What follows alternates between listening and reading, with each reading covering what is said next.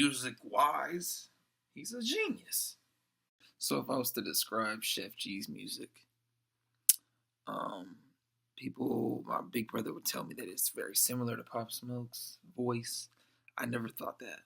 It's clearly different. To me, he's like the Biggie of this generation. Voice is, I would say it's even more deeper. It's just more like aggressive. Pop Smoke was a little more like flashy. Chef G is, he just sounds like more militant in a way. Chef G has an aggressive sound to him. There's a lot of different piano. You could tell that he takes time in the studio to like produce the beats for his songs, because you can see how he flows throughout a verse. It's very like, he reminds me of Gunna a lot. I'm not gonna lie, in a way where he can, and I mean musically, of course. He reminds me of the way he can flow. And I feel like that's a compliment towards him, because Gunna's very talented. I feel like he flows very like, you could call it drill if you'd like.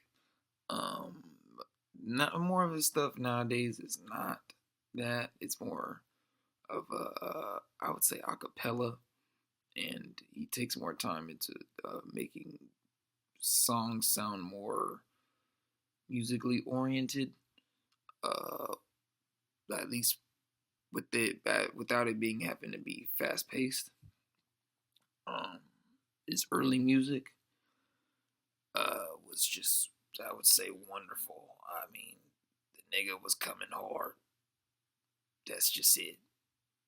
You know, apparently he was rapping for a lot of these different niggas that we even know about in New York, right? That's all I'm gonna say. You could tell he's a real pioneer with this shit, and he's very artistic and very versatile in the way he just raps.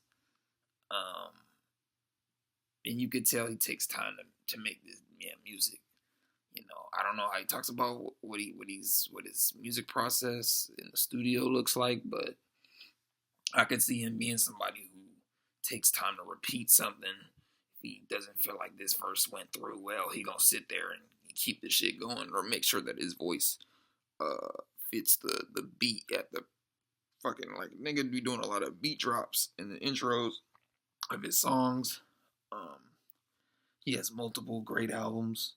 Unlucky Kid, The Unlucky Lucky Kid, Proud of Me, a bunch of other ones that I'd like to mention. Let me see, because the nigga has been, let me see. One and Only, Just for Y'all, has a couple songs on it, but really my favorite is One and Only, Proud of Me, and The Unlucky Lucky Kid. I ain't gonna lie. We know his singles that he used to put out before he even really started. Before he really, I feel like they even established the Winner Circle. Yeah, that nigga been doing this shit for a lot of different people. You could tell he influenced a lot of different people in the music game out in New York. And I really fuck with Chef G. I really do. One of my favorite rappers today, and I would say I found out about him right after Pop Smoke died, and I didn't even really see a similarity between them. That's how musically invested I am, where I don't even see these niggas as that. They knew each other, they were cool, but in real life, but I'm just saying, like, I don't even see that much of a similarity in their voices. I don't. A lot of niggas say, a lot of New York niggas' voices deep, but a lot of people did really try to sound like Pop Smoke. I never have thought that Chef G sounded like Pop Smoke. And Sleepy Hollow's a great running mate, I would say, to have with you. Like, that nigga Sleepy Hollow be going off on songs, bro. Like, I've never heard a nigga yell at the top of his lungs damn near just spitting bars the way Sleepy Hollow be doing it, bruh. And he has his own albums that I'm not super familiar with, but like a song like Too Fake, it's just dope as hell. It's just bars after bar after bar after bar. Barely even need a hook. You feel like the nigga's never gonna stop just spitting. Pause. I'm telling you. Sleepy Hollow really is the nigga's like, hey, I'd like to hear him freestyle a little more. You know? Yeah. So they got some like acapella group shit going on. And I'm fucking with it. And them niggas are a good group. Good two, like 1, 2, good 1 and 2, for real. So yeah. But if we talking about early Chef, you just gonna hear some shit that sounds like Superman coming through the streets, just lasering niggas down, and stomping his damn feet around this motherfucker. That's the vibe that I got from a lot of his different singles.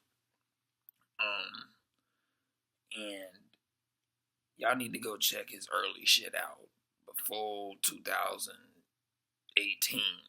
He has a lot of unreleased shit that you can find on YouTube during the pandemic, I was just trying to find unreleased shit.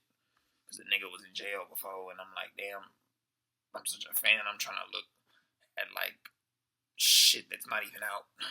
That his label or whatever, they ain't even dropping. He's independent anyway. So I don't know how that shit works. But my thing is, like,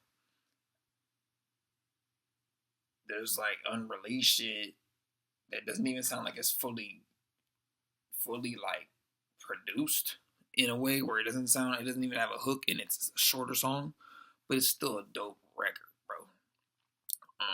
Chef Jesus has a lot of hits, bro. And he be spitting too, bro. Like he's a real, like, these niggas could be like real freestyle rappers, battle rappers, and you could tell. And it's just natural to them. They're some real niggas too. So, yeah. My opinion on YNW Melly's music.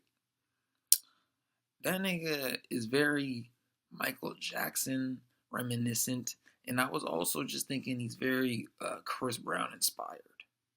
And I mean that in the way where he's very singy. But he also has this like oomph to him where he talks about a lot of violence and he talks about a lot of, like demonous things. So I feel like I relate him to like Chris Brown where it's like the nigga will dance around and sing and, be all like lovey-dovey in a way, but then the nigga really like, you hear him running fades with niggas and shit. So, that's all I'm saying. That it's like don't play with him. Don't think that it's all play. That's what I feel, and we obviously know the story of YNW Melly's current, should I say, not verdict, is alleged. Okay. So all I'm saying is, all right. Now we mentioned in the song For Real. Okay, or let's go to Slang That Iron. Or let's go to Murder on My Mind or Mind on My Murder, which is my actual favorite, which is the flip side of the perspective of himself being shot in the music video. He went even harder at the end of the song where he's just spitting. He just pours his heart out on the shit. Like it's like hot lava. The motherfucker just be like I don't know. Y'all need to check into the one album. I think it's called I don't know, but it has Rolling Loud on it. No More, No Heart. Well, hold up, wait a minute. And all those songs are very like timed and scheduled in like the same pretense. You can tell that they are very planned and decorated on for the same event. And now I need to go check out Freddy Krueger on a song with T Grizzly. That's just another very Michael Jackson-like thriller. He's very thriller. The nigga has a lot of talent. Go listen to First Day Out. He can spit. And he's proven that. It's just that he's very, he sings a lot too, and he gets very melodic. And it's some shit that we had never seen while he was still out doing in the world making music. It was some shit that we had never seen before. And he's something we have never really seen before. I remember he came out doing the song with Kanye. I was like, who is this nigga? I was a little thrown off. I'm not gonna lie. I thought he was kind of weird. The nigga turned out to be a genius. I'm not gonna lie. The genius might be the only word you could really give for that nigga. I mean, he, personally, I don't know the nigga, but music-wise, he's a genius. I gotta give it to him. And I also want to point out that do y'all also think that NBA Youngboy is like a Michael Jackson of the hood? Now, I just said what I said about Wayne Melly, but I'm just wanting to mention Youngboy. I'm not going to do a whole synopsis on NBA Youngboy, but I've always felt like that nigga is like the Michael Jackson of every nigga's hood. I feel like little niggas grow up today wanting to walk like the nigga, talk like the nigga, look like the nigga. Everybody want to be Youngboy now, bro.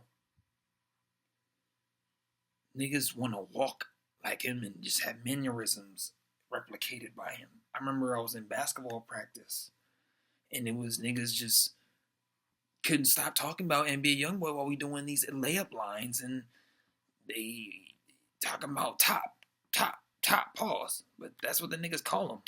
And I'm like, what the fuck?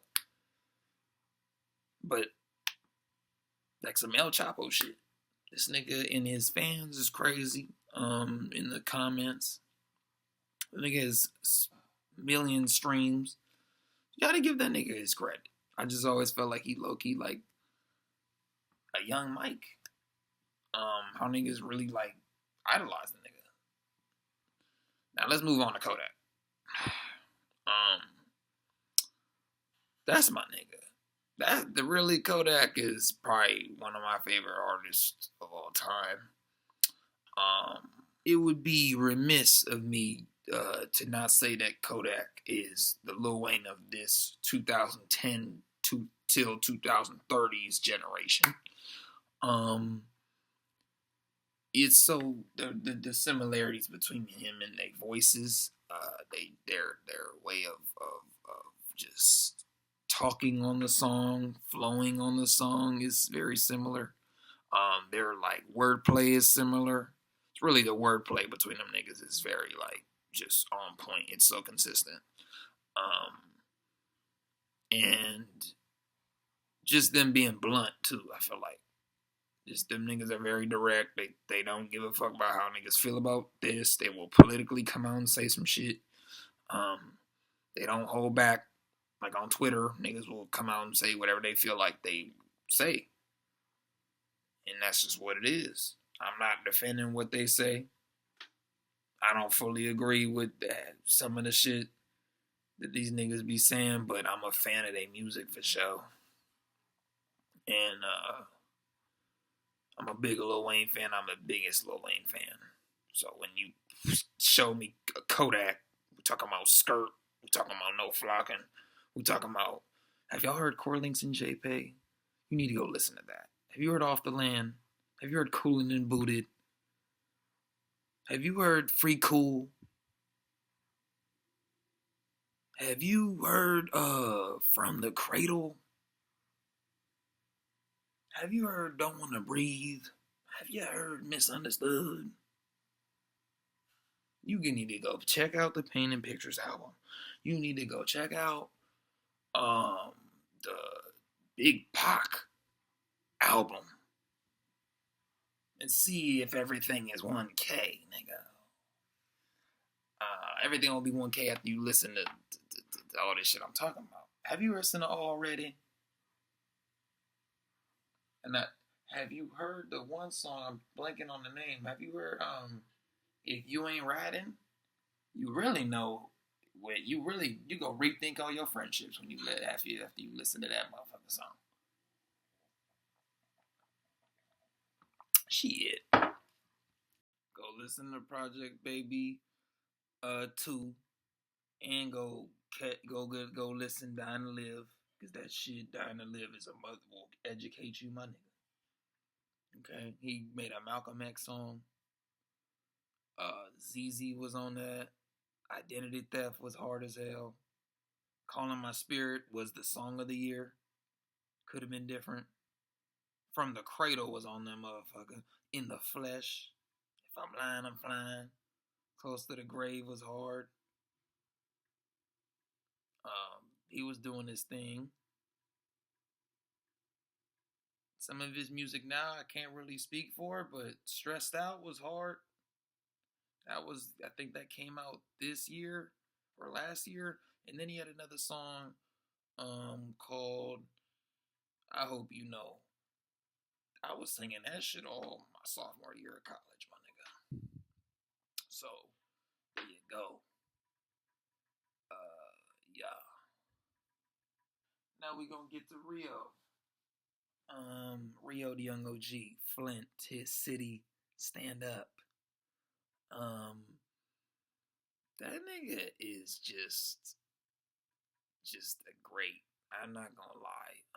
I just really started listening to his music about 2 years ago at the end of my freshman year of college, and I turned on. I think First Day Out was the first song I listened to him, and I was like, okay, this nigga kind of flowing. He had just went to jail like that recently, not that long ago, like within like a year or two, or whatever. And he was explaining that in the song, and I was like, damn, that's kind of like this nigga's very like honest and really just puts his like just be just tell niggas how you feel. Really accepting his fate type shit, I guess. And then bro, the beat changes within some of his songs, and it's like it makes it sound like so versatile and like the nigga really just blends some shit together, and it's like, damn, how did he do that? And then how did he say the same shit he just said on this song and keep it going, keep it running? It's very simple but versatile at the same time. And I think alliteration is the word to use, the literary device that this nigga be abusing. And it works. Nigga be taking advantage of that shit, and it's crazy. How he could say the same shit he just said 2 seconds ago, but it'll sound totally different. And the nigga don't need hooks, but if he makes one, it's hard. I feel like he's low key like a 50 Cent, a young 50 Cent of Detroit. And you need to go listen to his Many Men version. You need to go listen to Window Shopper version. I don't know why he's made so many 50 Cent remakes. Listen to Dry Whipping, nigga. Listen to Belly by him and Peasy. Nigga, go listen to Back. Go listen to Duh off the Testers too. Go listen to Legendary. Put that shit on full blast. We talking about a motherfucking I ain't gonna call that shit a roller coaster, nigga. That's like a damn asteroid falling down on the damn world. Okay, I got a bunch of other songs that I can't even think of right now, but nigga, all I listen to is Rio on that on a regular basis, damn near, nigga. On my whole last year, all Rio. And I watch that nigga's interviews religiously. All his Say Cheese interviews, I just be replaying that shit. Him talking about making $600,000 off features. That shit motivates me. Him talking about how he burned his face, how he got the scars from cooking fries at his mama's house. That shit motivates me, nigga. Go check out Two-Faced. Go check out Fiends Lives Matter. Go check out City on My Back. Go check out Ghetto Babies. That's a good album, nigga. And the cover art is dope as hell. I don't know who came up with that shit. First of all, the way this nigga raps is also influenced the way I've structured my podcast and the audio I be doing for my street photography documentaries, nigga. The way I bring shit back and rewind it and bring it back and remix it and like repeat shit is because of Rio. I'ma say that. And the Ghetto Babies cover art album, the cover art for the album, that's low key how I was framing a lot of my thumbnails from my street photography documentaries too on my YouTube. I'm not gonna lie. And go check out Testers 2 and Testers 1. Okay? And the F tape. Okay? Now, Young Bands, right? Very underrated artist, in my opinion. First song I ever heard from him, I remember I was high as hell, and I was listening. It was him and Lil Skies. It was I got a whole lot of drugs too for when I get lonely. And then I heard Dresser, hard. Then I just started hearing all these different old songs that he didn't even put on albums. I was like, damn, this nigga like he like Playboy Cardi in a way, but in his own way. In his own like way. He's very unique. He's young thuggish. Like, go listen to Side by Side by Young Bands. Nigga, go 100 Shells, him and YNW Melly, a beautiful creation, collab. He has a lot of hits. There's also another song called Gutter Bitch that he made with YNW Melly, which was a great hit. Young Bands got songs. Young Bands got songs. The nigga got hits. I'm gonna just look up the one album that I know that I'm not gonna lie, this album I fell in love with. I forgot what it's called, but you can't forget the damn cover art for it. Misunderstood. That shit just was and it had all Gone Wild, Prada Zombie, blah blah blah, SOS, 100 Shells. I think he even had a song with 03 Greedo, Ready Set Go, Hold Up with Gunna was good too. Gang, Too Many Times. He even had a song with Nav on that motherfucker. He even had the song, two songs with Future, I think, that even made the movie. And How the Game Go. And he even did an XXXTentacion memorial